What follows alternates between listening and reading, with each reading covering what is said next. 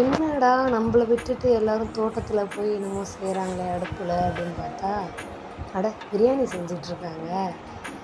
போனதுக்கு என்னையும் கிண்ட விட்டுட்டாங்க. சரி கிண்டுவோன்னு கரண்டியை வாங்கி நானும் நல்லா கிண்டிக்கிட்டே இருந்தேங்க. அப்போ ஒரு கை புதினா கொத்தமல்லி எடுத்து போட்டு அதையும் நல்லா வதங்குற அளவுக்கு கிண்டிக்கிட்டு இருந்தேன். என்னடா நைட் டைமில் பிரியாணின்னு பார்த்தீங்களா?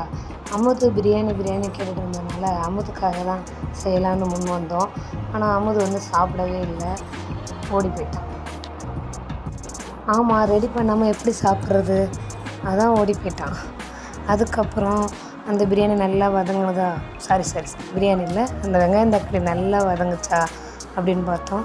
வதங்கின பிறகு எடுத்து வச்சுருந்த எறாவை நல்லா க்ளீன் பண்ணிவிட்டு கழுவிட்டு அந்த எறாவை எடுத்து நாங்கள் இந்த வதங்கிறதுக்காக உள்ளே போட்டோம். எறா நல்லா பெருசாக இருந்ததுனால தான் எங்களுக்கு இந்த பிரியாணி யோசனையே வந்துச்சு. ஏன்னா எறா வந்து இப்போ மறுபடியும் மீன் சீசன் தொடங்கியிருக்கு. எல்லோரும் மீன் வரத்துக்கு போக ஆரம்பிச்சிட்டாங்க. அதனால் நிறையா எறா மீன்லாம் பெருசாக ஃப்ரெஷ்ஷாக கிடைக்க ஆரம்பிச்சிருக்கு. கண்டிப்பாக எல்லாருமே சீசன் கிடைக்கும் போதே வாங்கி சாப்பிடுங்க. இந்த எறா வந்து கிட்டத்தட்ட 2 கிலோ அளவுக்கு எங்களுக்கு இருந்துச்சு. நாங்கள் பாதி ஏற்கனவே யூஸ் பண்ணிட்டோம். மீதி எறா நாங்கள் எடுத்து வச்சுருந்தோம். அதை எடுத்து போட்டு இன்றைக்கி நாங்கள் பிரியாணி செய்யலாம் அப்படின்னு ரெடி பண்ணிகிட்ருந்தோம். நல்லா கிண்டி விட்டுட்டு அது வதங்குற அளவுக்கு வெயிட் பண்ணிட்டு இருந்தேன். சைடில் அப்படியே மீன் கொஞ்சம் ரெடி பண்ணிகிட்டு இருந்தோம். அதுக்கப்புறம் நல்லா வதங்கிடுச்சு. அந்த கிட்ட பார்த்தா எறா வந்து லைட்டாக ஒரு மாதிரி சுருங்கி இருந்துச்சு. அதுக்கப்புறம் அது நல்லா வெந்து ஒரு மாதிரி வெடிக்கிற மாதிரி ஆகிடுச்சு. அப்படியே மேல் தோல் 2ஆக வதங்கி வெடிக்கிற மாதிரி ஆகிடுச்சு.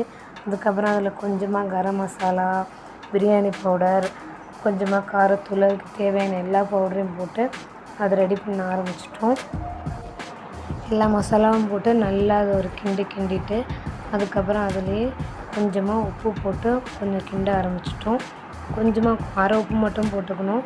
மீதி உப்பை வந்து நம்ம அரிசி போடும்போது மீதி உப்பை போட்டுக்கணும். பாதி உப்பை போட்டு நல்லா கிண்டிட்டு அதில் ஒரு 1/2 லெமன் பிழிஞ்சு விட்டுட்டு அதுக்கப்புறம் தேவையான அளவு தண்ணியை ஊற்ற ஆரம்பிச்சிட்டோம்.